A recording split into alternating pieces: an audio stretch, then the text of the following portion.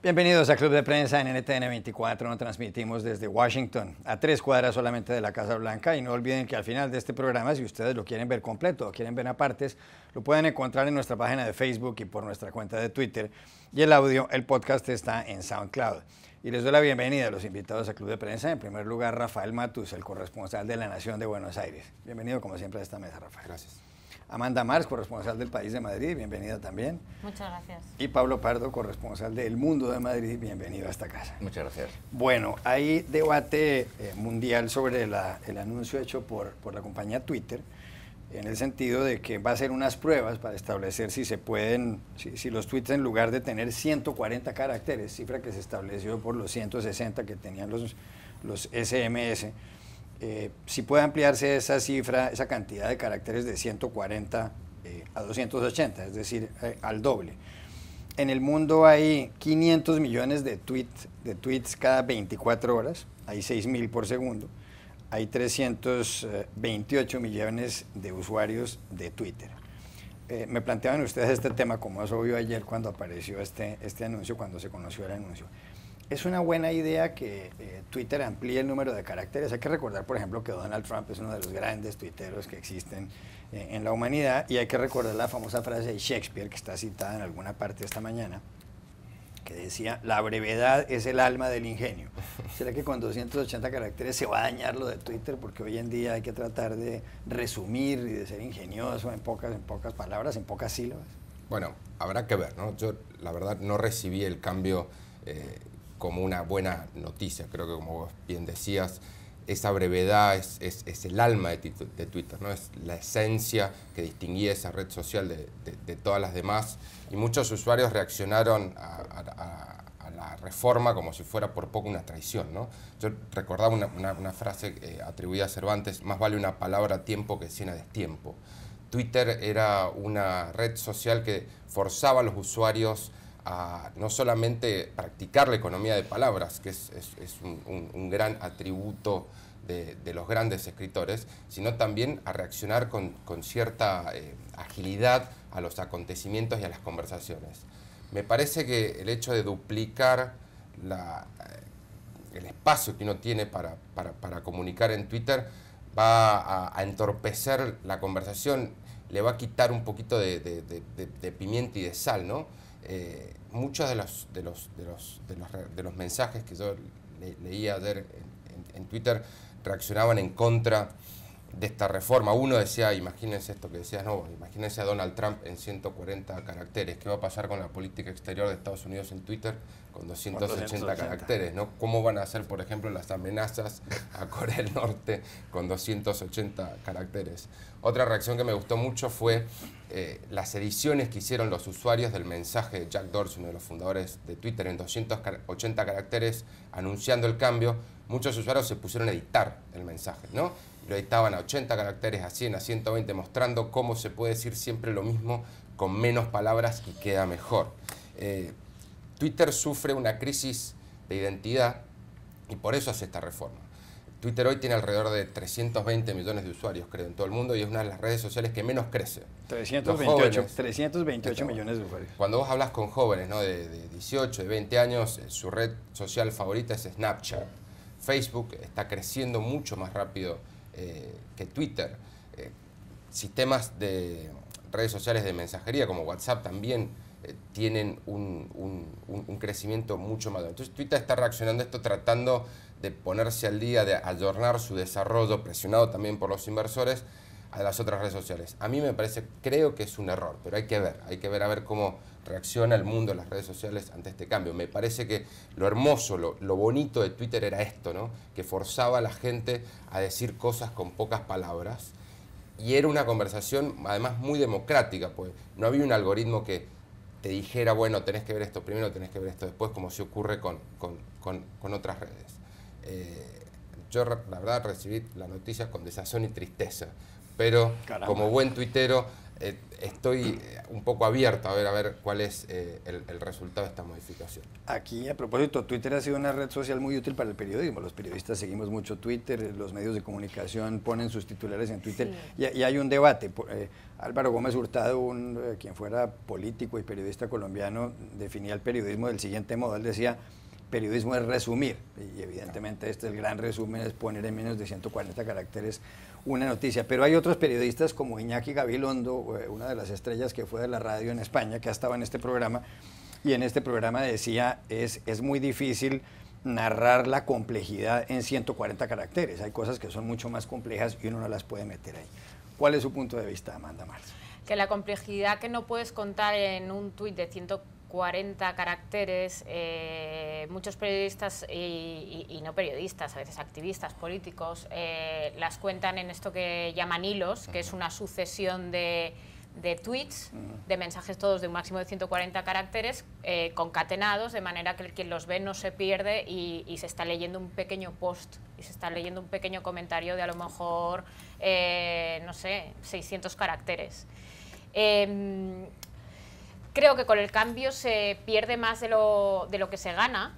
Te da para el matiz, te da para elaborar más y le da a Twitter, en efecto, para intentar competir un poco con Facebook. Pero se pierde más porque ya simplemente, a lo mejor no, simplemente es que nos tenemos que acostumbrar, pero ya simplemente estéticamente el tweet es menos atractivo y de repente abres la pantalla y ves un montón de texto y dices, bueno, pues para eso prefiero meterme en otro tipo de red social o incluso, ¿por qué no?, en un periódico. Y luego, el uso que hacen los periodistas, a mí la verdad es que me parece interesante, porque hay dos usos que hace el periodismo de Twitter. El uso, digamos, corporativo de la empresa informativa, del periódico, etcétera, el medio que sea, que aprovecha la red social para difundir y promocionar su información. Y luego el uso más puro, que es el de informar única y exclusivamente a través de Twitter, que a veces lo hace la empresa informativa, muy pocas veces, siempre es para enlazar una información propia, pero los periodistas sí lo usan, y yo sigo a muchos periodistas del pool de la Casa Blanca, ¿sabes?, de este grupo selecto que viaja con el presidente a todas partes, tengo mis listas de los que siguen no sé qué, tal, y me doy cuenta de que ellos tuitean y tutean las noticias, es lo primero que hacen es tuitear la noticia que tienen, y yo les sigo a ellos, y ellos no enlazan a nada. Entonces, al final, en realidad ese periodista no le está pagando Twitter, le está pagando su empresa informativa. Y entonces me parece interesante, si ahora en vez de 140 caracteres tienes 280, te haces una pequeña entradilla de una noticia. Un copete, digamos, ¿no? Claro, habría que ver... Una breve, que es prácticamente un párrafo largo. Breve. Una y breve. Si ya te haces, si te concatenas dos tweets de 280 cada uno, pues oye, tienes una entradilla, un lead o un breve. Me parece interesante lo que se puede abrir ahí y sobre todo la reflexión del uso que hace el periodismo de Twitter, que a veces no lo ves sostenible, porque a un largo plazo ese periodista sabe que ni sus followers ni Twitter le está pagando la empresa, que no ve ningún, más allá de la promoción de sus firmas, pero no ve ningún beneficio. Es interesante. Pero vuelvo a Shakespeare, ¿no será que al ampliar eso de 140 a 280 caracteres va a ir en detrimento del ingenio? Desde luego puede ser, vamos, algunas de las cuentas que yo sigo y que no son serias, pues se basan mucho en el ingenio y en este tipo de cosas, algunas cuentas que son parodias, etcétera, y que a mí me parecen muy divertidas. Lo que pasa, vamos, es digamos un golpe al conceptismo, ¿no? Y a Quevedo y a todos los escritores españoles del siglo XVII que decían que lo bueno es breve, dos veces bueno, etcétera, etcétera. Es un golpe a la inmediatez y yo creo que sí que es un golpe, o sea, sí que Twitter corre el riesgo de perder identidad con esto, porque esta ha sido precisamente la marca de identidad de Twitter. Es también, yo creo, un poco una señal de desesperación. O sea, a Twitter no le está yendo bien, Twitter pierde dinero. El gran problema de Twitter es que los que estamos obsesionados con Twitter somos gente como nosotros cuatro, no gente normal, con una vida normal, que consume normalmente, sino gente obsesionada. O Donald Trump, ¿no? Digo, políticos, ¿no? Que utilizan Twitter para hablar directamente con... Gente como nosotros o gente normal como Donald Trump. Entonces, es decir... No, Pero pierde, he estado tratando de buscar un dato aquí, pero sí pierde dinero Twitter como sí, compañía. Twitter pierde muchísimo dinero. Twitter ha sido ha habido muchos rumores de que la van a comprar, de que la iba a comprar Google, de que la iba a comprar Salesforce, que es una empresa que tiene muchas cosas en la nube, en Internet. Fundamentalmente en Internet hay dos empresas que el modelo de negocio de Twitter, que es la publicidad, todo ese dinero se lo llevan dos empresas, una es Google y otra es Facebook. Y de hecho el aumento de la publicidad en Internet el año pasado creo que el 92% del aumento se lo llevaron Google y Facebook. El 8% restante nos lo llevamos todos los demás, incluyendo a las empresas aquí presentes. Y Twitter está entre ellas. Twitter tiene ese problema tremendo porque digamos que esta forma, pues un poco como hablaba Amanda, de esclavitud voluntaria, es decir, es que trabajar gratis, la ha perfeccionado Facebook.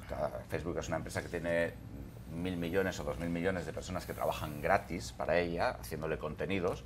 Y luego Mark Zuckerberg se queda el dinero de la publicidad. Twitter lo ha intentado hacer, pero no le ha conseguido, no le ha ido tan bien. Es decir, cuando la corresponsal de Bloomberg en la Casa Blanca pone un tuit criticando a un camarógrafo español porque estropeó la pared de la Casa Blanca y aquello parecía que era un motivo para declarar la guerra a España ayer, ella en realidad le está haciendo el trabajo a Twitter. Pero bueno, entonces vamos, fundamentalmente yo creo que es un problema de... En cierto sentido, a mí me parece una señal de desesperación por parte de Twitter. Y una señal que como que no tienen las ideas muy claras. Su algoritmo está cambiando. En los últimos días a mí, por ejemplo, me llegan muchas más indicaciones de otras cosas que gente a la que sigo retuitea. Están tratando de limpiar Twitter de muchos trolls, de cuentas falsas, etcétera, lo cual también afecta, digamos que por un lado es bueno, pero por otro lado afecta a su tráfico. Y yo creo que es un poco una señal de desesperación y que, digamos, la marca de Twitter eran los 140 caracteres. Te guste o no te guste. Ahora pasa a ser 280, eso también, bueno, y lo próximo van a ser 560, claro. Se va a volver a los 140, etcétera. Yo creo que, y ha sido anunciado además como una medida aislada, no hay como si dijéramos un cambio súbito, es decir, se van a poder, se va a facilitar colgar más vídeos, colgar más gráficos, hacer cosas, no sé, lo que quisieran. Es solamente como una medida muy simbólica, muy aislada.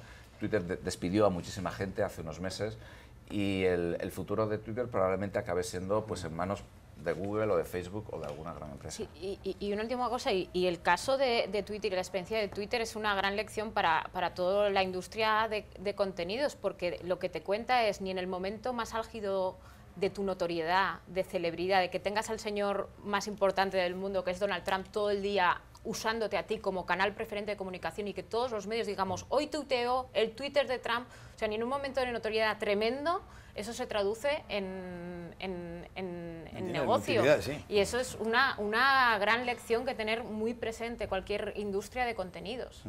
Bueno, veo que les gusta a ustedes mucho el café, 7 tazas de Juan Valdés aquí sobre esta mesa para 4 personas. Y ya regresamos a Club de Prensa. Volvemos a Club de Prensa en NTN 24 desde Washington. Amanda Mars, ayer a 3 cuadras de aquí en la Casa Blanca, tuvo lugar una reunión entre Donald Trump, el presidente de Estados Unidos, en la oficina oval de la residencia presidencial. Por una parte y por otra, Mariano Rajoy, el presidente del gobierno conservador español, del gobierno del Partido Popular del PP. Y uno de los temas de los que hablaron fue, por supuesto, la situación de Cataluña. También se habló de Venezuela y dijeron que allá lo que es un régimen prácticamente dictatorial y se refirieron a los presos políticos y Donald Trump le pidió a la Unión Europea que sancione a Venezuela. Pero el asunto de Cataluña estuvo muy presente en toda la reunión. ¿Qué es lo que pasa? El gobierno regional de Cataluña, una comunidad autónoma española cuya capital es Barcelona, ha convocado a un referendo independentista para el próximo 1 de octubre, dentro de 5 días. El Tribunal Constitucional Español ha declarado ilegal o contra la Constitución, inconstitucional, este referendo. Ha habido incluso altos funcionarios del gobierno catalán arrestados. Han logrado incautar muchas papeletas de votación. Gran parte de la comunidad internacional ha respaldado al gobierno central español, no al gobierno de Cataluña. Donald Trump, en este encuentro con Mariano Rajoy, en una rueda de prensa que dio en los jardines de la Casa Blanca ayer, dijo que él cree que Cataluña seguirá en España y agregó, sería una tontería no hacerlo. Es decir, para él es una tontería que Cataluña se independice. Aquí la pregunta es, ¿influirá en algo en lo que pasa en la política catalana y española esta declaración de Trump? ¿Eso tiene alguna influencia? ¿Exacerbará más el nacionalismo? ¿Preocupará a los nacionalistas? ¿Qué podrá pasar? Yo diría que no. Es decir, el apoyo de Estados Unidos al gobierno central en esto se daba por descontado.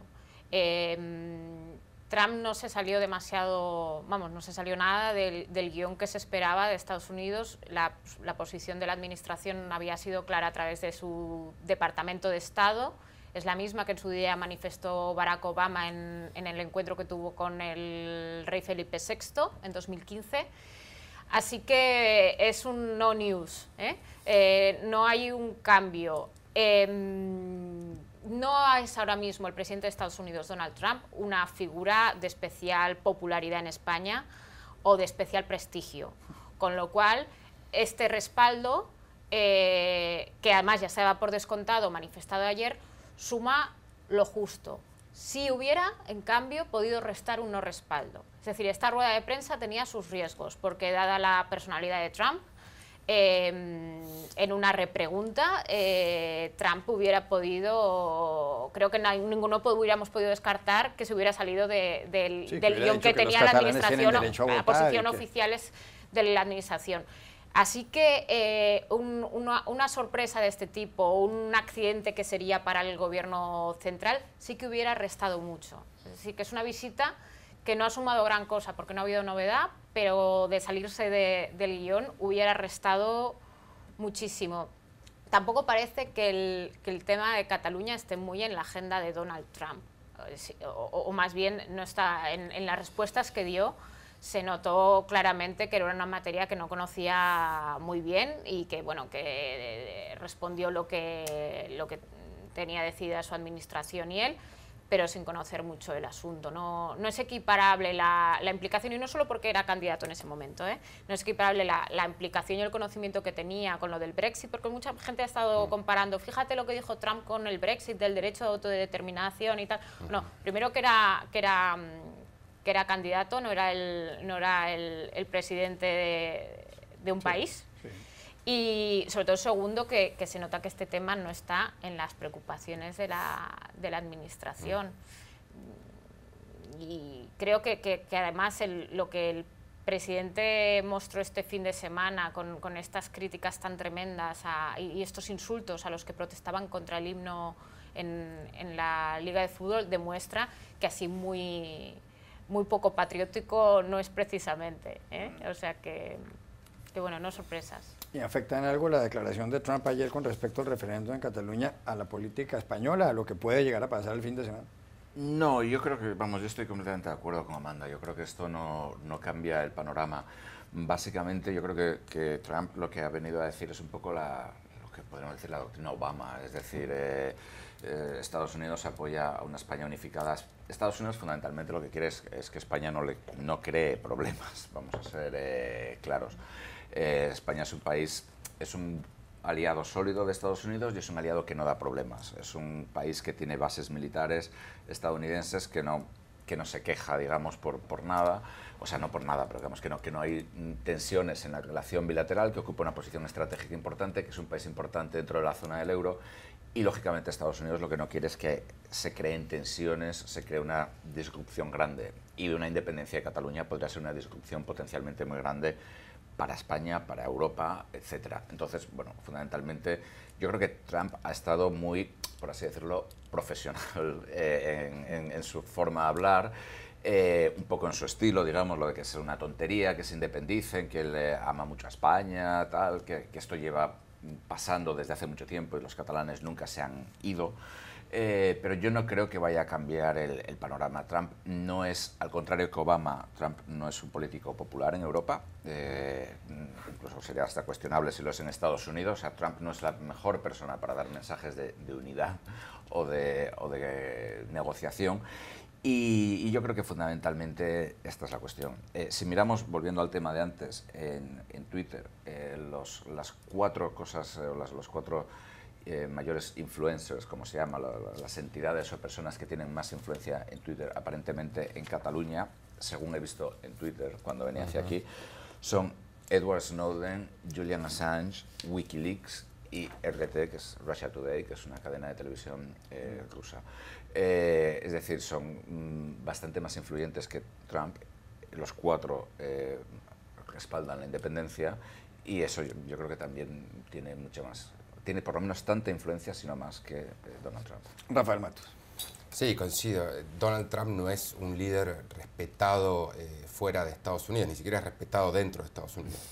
Y me parece que quedó bastante claro en las últimas semanas que su gobierno parecía un tanto fuera de los detalles del referendo catalán. No es un tema que sea prioritario para la política exterior de la Casa Blanca y me parece que no es tampoco un referendo que pueda ser comparado con Brexit, sino que sí generó una respuesta muchísimo más enérgica en ese momento Trump candidato y Barack Obama como presidente. Recordemos que fue al Reino Unido para dar una señal pidiendo que el Reino Unido se quedara dentro de la Unión Europea. Ahora Trump adopta una postura bastante neutra, ¿no? Diciendo que bueno, España tiene que mantenerse unificada, pero nada más.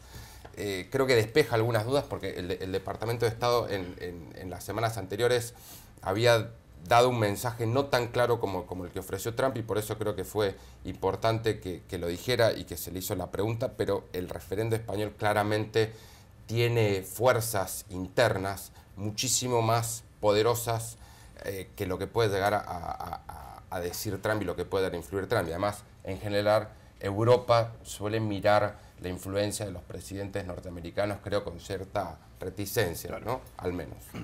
Hay de todas maneras, con respecto al referendo independentista en Cataluña, reacciones en el mundo de la economía. Incluso en el caso de España ha habido algunas empresas que dicen que si llegara a haber un referendo, sobre todo si llegara a independizarse Cataluña, algunas de esas empresas dejarían esa comunidad autónoma y se irían a otras partes de España. Lo ha dicho, por ejemplo, el Grupo Planeta, la gran editorial, el grupo editorial ha señalado que si eso llegara a pasar, ellos tienen su cuartel general en Barcelona, trasladarían sus oficinas a Aragón, que es la comunidad autónoma que está cerca o que forma parte también de lo que es España y que no está buscando la independencia.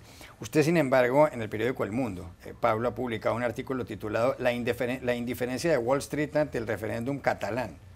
¿Es tan indiferente Wall Street? ¿No le importa? Y si no le importa eso, ¿por qué no le importa?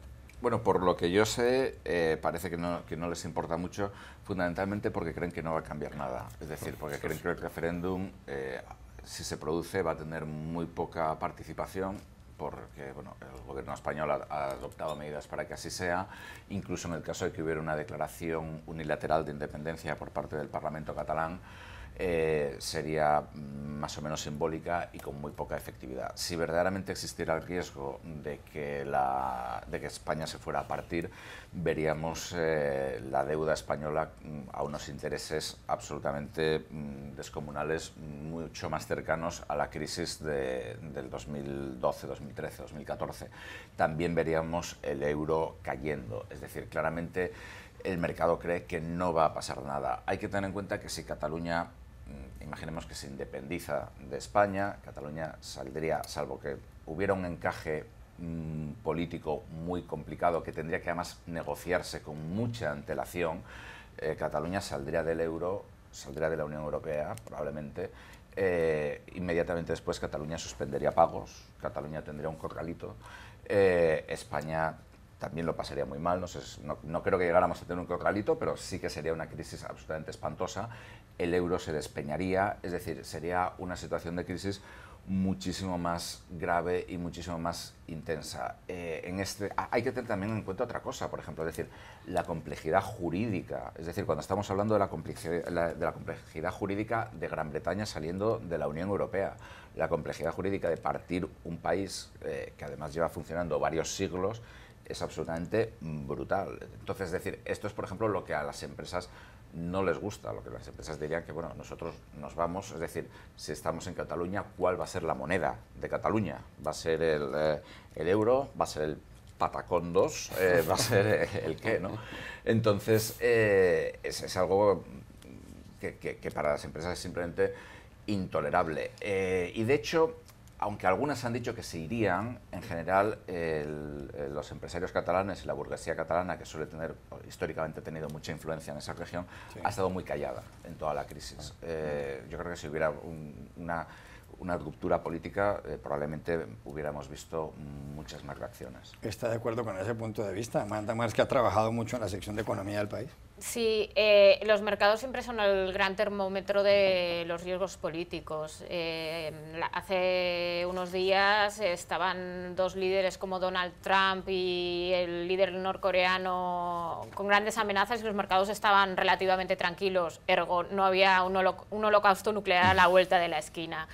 En este caso, que no es un holocausto nuclear, es exactamente lo mismo. Si realmente este domingo era el principio del fin de una ruptura no pactada y de una secesión no pactada, estaría las bolsas europeas, el euro, la deuda pública española y la privada estarían disparadísimas. El otro día vi que el coste de los préstamos a las empresas españolas estaba en mínimos históricos. Eso es inimaginable si realmente el banco que les está prestando el dinero cree que la semana que viene empieza una ruptura no pactada de Cataluña con España.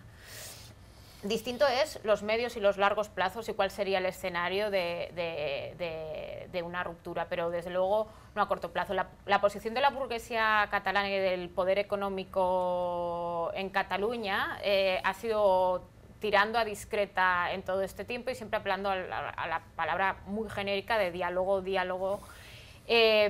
Yo creo que el escenario que siempre ha querido el poder económico Cataluña es el de abrir una negociación en el que, por supuesto, se traduzca en mejor financiación y para la comunidad autónoma en la que tienen sus intereses y, por supuesto, que acabe beneficiando sus intereses económicos. Y eso, en el fondo, también es a lo que les interesa a los mercados.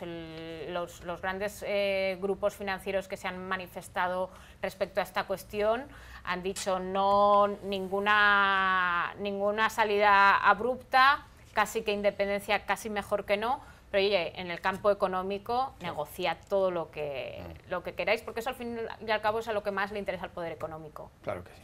Ya regresamos a Club de Prensa. Volvemos a Club de Prensa en NTN 24 desde Washington. Hay noticias de Arabia Saudí, Amanda, y tienen que ver con las mujeres.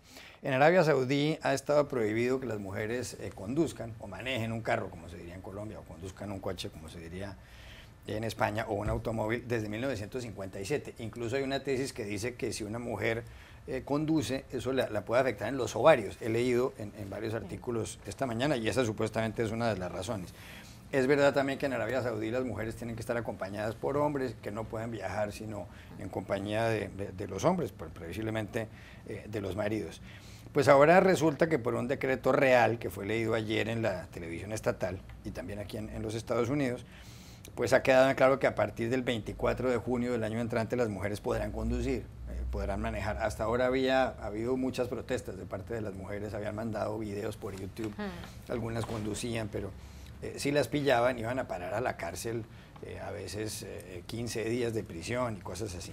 Esto va a tener un efecto en la economía, y es que en Arabia Saudí, donde hay 33 millones de habitantes, hay al menos 800.000, casi 900.000 conductores, hombres, que tenían que recibir un salario de estas señoras para que las pudieran transportar de un lugar a otro. ¿Cuál es su opinión sobre esta determinación del gobierno de Arabia Saudí? Era el único país del mundo en donde estaba prohibido que las mujeres no pudieran conducir.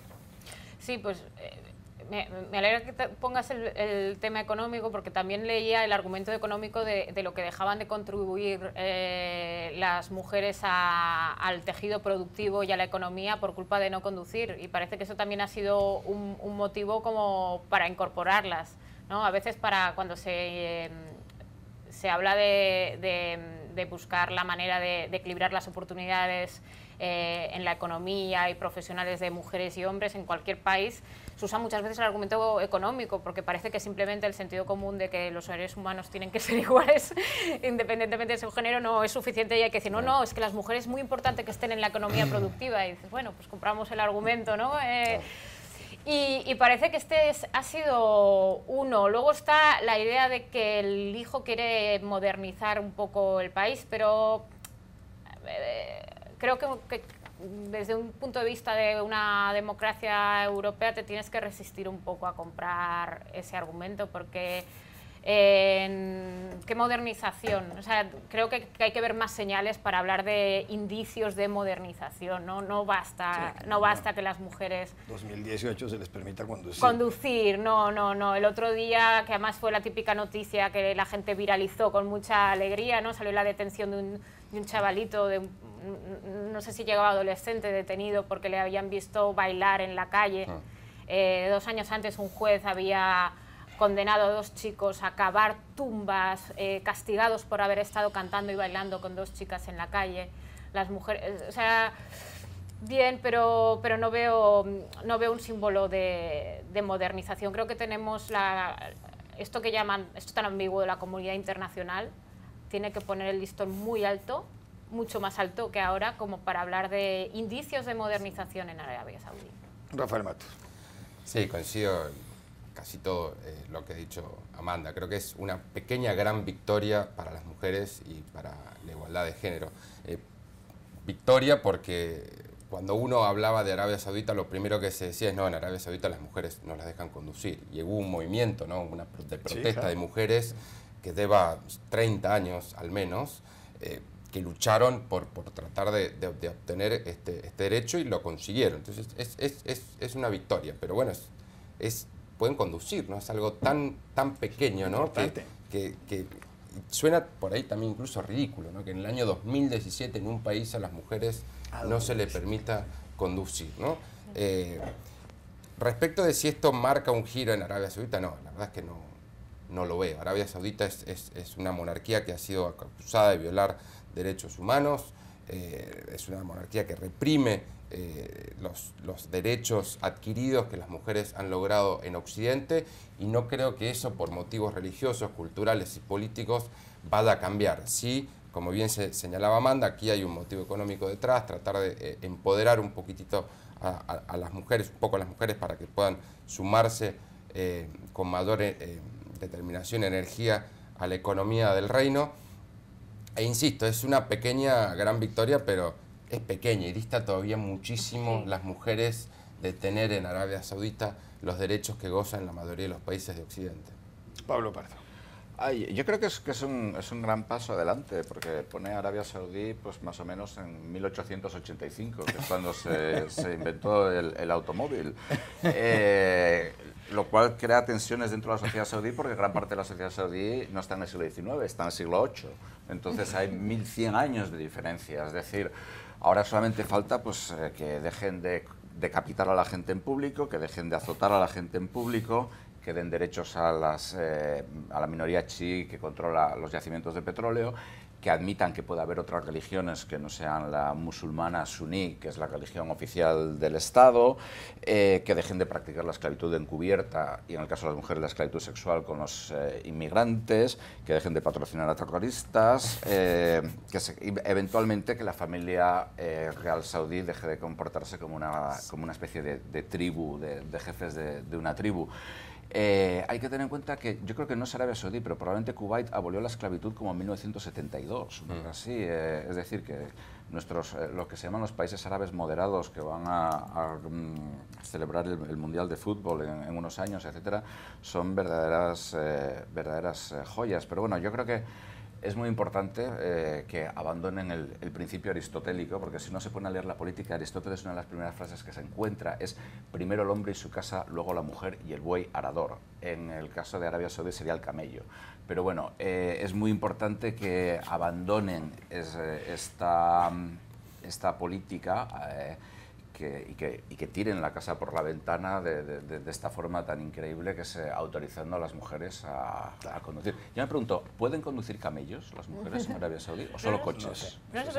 No sé si he visto hoy un dato de que Dubái era una de las ciudades del mundo con mejor tráfico. Sí, y entonces he empezado a asociar ideas. La primera es Düsseldorf, es una página web alemana. La primera es Düsseldorf, es un listado de 100 ciudades. La segunda es Dubái. La tercera es Zúrich. y de los 100, la número 93 es Bogotá, la capital de Colombia, la 92 es México, DF, y más abajo de Bogotá son ciudades como, no sé, alguna en Vietnam y ciudades en el Asia con un tráfico espantoso. Por supuesto, Bogotá no, me parece incluso un éxito que esté en el 93, yo creo que debería estar en el 470, así no haya 470 ciudades en el mundo. Una pregunta sobre otro asunto, y tiene que ver con Colombia también, para una opinión muy rápida. El domingo pasado, Nick Miroff, un gran columnista del diario The New York Times, publicó un artículo titulado How to Win the War on Drugs, o sea, cómo ganar la guerra contra la droga. La guerra contra la droga la declaró Richard Nixon aquí en los años 70, empezó a utilizar esa expresión. Y desde entonces eso no ha funcionado. Como dice Juan Manuel Santos, el presidente de Colombia, es como pedalear en una bicicleta estática. Aquí en Estados Unidos, por delitos relacionados con la droga, hay más presos en las cárceles, entre las federales y las estatales, que el total de presos por todos los delitos en Europa Occidental. Da un dato Nick Miroff comparando la política de los últimos 15 años de Portugal, donde fueron descriminalizadas varias ofensas que tienen que ver con el narcotráfico, en contraste con lo que ha pasado en Estados Unidos. Hoy en día en Portugal hay 25.000 personas que usan heroína, y eso es el 20% del total de las que usaban heroína hace 15 años, cuando empezó esta política de descriminalización. En cambio, aquí en Estados Unidos el año pasado hubo 64.000 muertos por sobredosis de drogas, de esos 64.000, 10.000 por cocaína. Ese número de los muertos del año pasado es superior al total de los muertos estadounidenses en las guerras de Vietnam, Afganistán e Irak combinadas. ¿Qué piensa usted del artículo? Bueno, creo que la guerra contra las drogas es una de las políticas más retrógradas e ineficaces que ha aplicado Estados Unidos en la era moderna, con certeza. El experimento de Portugal, que despenalizó la tenencia de drogas en 2001, vale recordar, implementado por el actual secretario general de las Naciones Unidas, Antonio Guterres, ha demostrado con creces que una política de legalización, regulación y un enfoque a tratar la problemática de la adicción de drogas, no necesariamente el uso de drogas, pero la adicción de drogas como un problema de la salud y no como un crimen, como lo trata Estados Unidos, es muchísimo más exitoso que aplicar una política represiva, criminalización de los usuarios de las drogas, como ha hecho Estados Unidos hasta hace poco, porque también recordemos que con Obama Estados Unidos empezó un poquito a desarmar el andamiaje construido durante los últimos 30 años de la guerra contra las drogas. El artículo al que hacías referencia en el New York Times creo que hace un buen trabajo comparando lo que ocurre actualmente en Portugal y lo que ocurre en Estados Unidos. El mundo se está moviendo hacia la legalización de las drogas a una velocidad que a mí me parece demasiado lenta. Creo que tendría que moverse con muchísima más agilidad, pero ha habido un cambio de paradigma en los últimos años, y el caso de Portugal ha sido vital para demostrar cómo este cambio de enfoque, ¿no? Dejar de tomar a los usuarios y a las personas que tienen problemas de adicción a las drogas, dejar de tratarlos como criminales, tratar todo el problema como un problema de salud, sí, y no como un problema penal, y permitir la tenencia con supervisión estatal, es un enfoque muchísimo más racional, exitoso que el que ha aplicado Estados Unidos. Amanda Mars, 30 segundos, ¿qué piensa de este artículo de Nicolás Christopher, en realidad el autor en el diario de New York Times?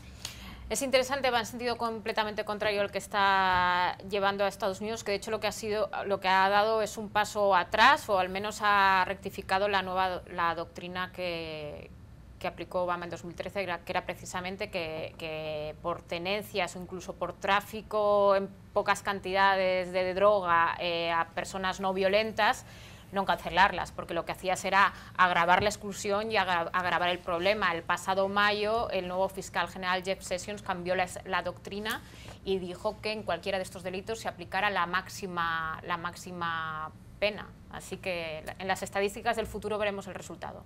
30 segundos más, Pablo Pardo. Sí, yo creo que yo no tengo una opinión muy clara, pero sí que desde luego que creo que el problema es, hay que mirarlo más como un problema de salud, como un problema social, que meramente como un problema penal. Y a este respecto me acuerdo que en Suecia estuvo prohibido tomar café durante cientos de años, y de hecho hubo un rey que a un condenado a muerte, a dos condenados a muerte, a uno le conmutó la pena y le obligó a tomar café toda su vida y al otro té.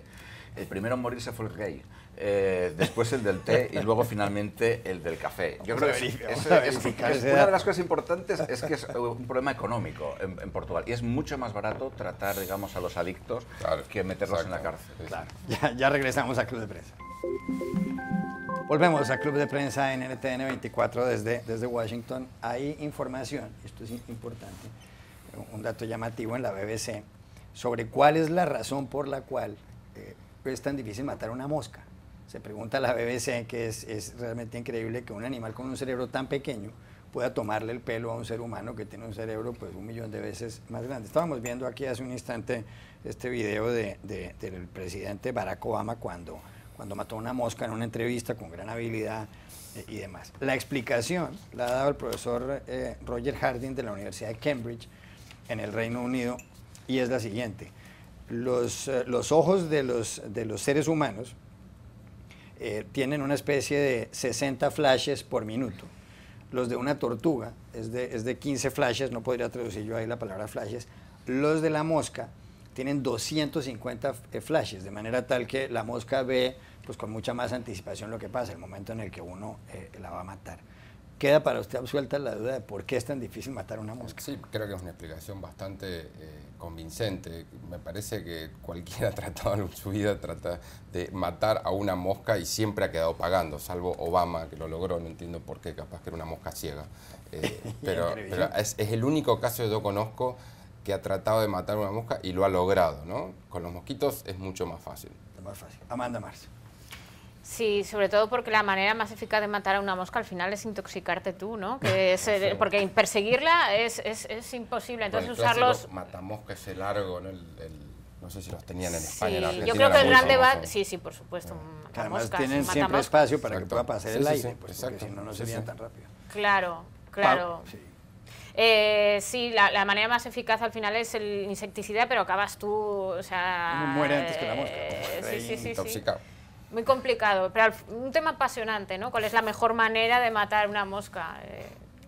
Que a propósito quedó claro ya en el comercial que sí es verdad que el rey de Suecia... Sí, era Gustavo III. Gustavo III, sí. ¿Le sorprende el dato de la mosca? No, porque lo he sufrido, y además a mí todos los bichos que vuelan me ponen muy nervioso y siempre ganan ellos. Si nos ponemos trágicos, es una muestra de las limitaciones del ser humano y de nuestro destino mortal, y que no hay enemigo pequeño. Pero también es imposible, por ejemplo, darle a una cucaracha, que es un bicho que para mucha gente es mucho más repulsivo, porque las cucarachas captan las vibraciones en el suelo. Entonces, cuando vas caminando, ellos saben que se están acercando. Lo peligroso es que se le suba uno por el medio del pantalón. Sí, o que no se despierte por la mañana con una cucaracha encima, como me pasó a mí una vez, hace muchos años, en Madrid. Pero de todas formas, por ejemplo, una cosa muy curiosa, hasta finales de los años 90 no se sabía cómo podían volar los abejorros. No sé si los de América Latina, los abejorros al parecer violan todas las leyes de la física. Son unos bichos gordísimos, son muy gordos, con unas alas relativamente pequeñas. Y hasta finales de los años 90 no se entendió cómo podían volar los abejorros, y de hecho hay un trabajo del Fondo Monetario Internacional de finales de los años 90 diciendo que la economía de Suecia era como un abejorro, porque los suecos hacían todo lo que el FMI decía que no se debía hacer, todo lo que el FMI hacía que los latinoamericanos hicieran, y Suecia crecía, los suecos eran ricos, etcétera, y entonces, pues bueno, allí no había quien entendiera aquello. La teoría del abejorro. Efectivamente. Tampoco se sabe cómo lo hacen los delfines para saltar tanto fuera del agua. Gracias, Pablo Pardo, por haber estado aquí. A mí es que me gustan los animales.